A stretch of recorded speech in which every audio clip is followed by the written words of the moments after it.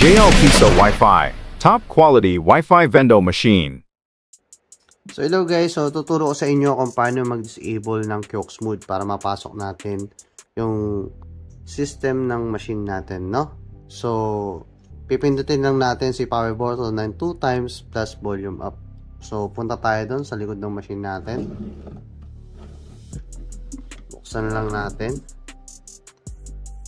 So ayan, kung makikita nyo, nandito yung power button and then nandito yung volume up. So kabilaan dulo lang yan. So click lang natin si power button ng 2 times plus volume up. So 1, 2, volume up. Then makikita natin sa harapan ng machine natin na magiging ganito na siya. So naka-disable QX mode na siya.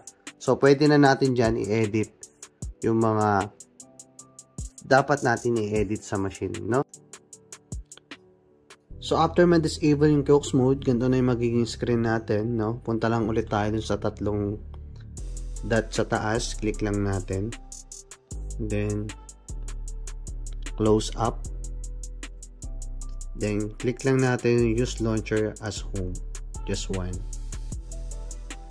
So may exit siya sa QX dito. Then hanapin lang natin yung browser natin or your Google Chrome. Kung walang browser, kung walang Google Chrome, ito sa akin browser, so click lang natin siya. Then punta tayo sa Daypaxtech. So lagay lang natin dito daypaxtech.com. Then go natin. So pupunta tayo sa website ni Daypaxtech, no? Doon sa pinakababa, no? Dito sa online portal, download natin yung app. Makikita natin yung download app. Click lang natin siya. Automatically magda-download na siya. So hintayin lang natin siya matapos. Mabilis lang yan kasi mababa lang naman, ilang MB lang yan. So pwede na natin siya i-download. So click lang natin siya and install. Ngayon kung hindi naman natin siya ma-install, kasi yung iba sa ibang phone, sa ibang tablet, hindi siya ma-install kahit gawing click dito, no? Ang gagawin natin, exit tayo dyan. Doon lang to sa mga ayaw mapindot yun, no? Just home lang natin, click lang natin. Punta tayo sa download, hanapin natin dito. Ito yung download. Then click natin siya, then install. So kailangan maging 0.2 na yung ano natin, no? Machine. So open lang natin. So ayun na install na siya. Tingnan lang natin sa about. So ayun na, 4.3.2 na siya. So ganun ang pag-update ng machine natin. Huwag nyo i-shortcut.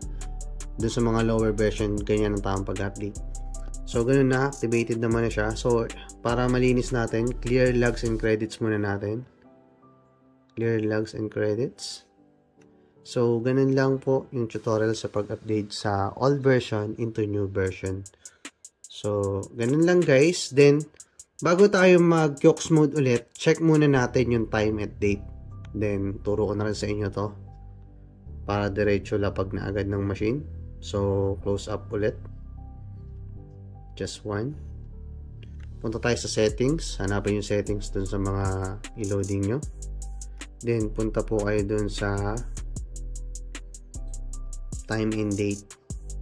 Ano ba yan? Ito, date and time pala, sorry.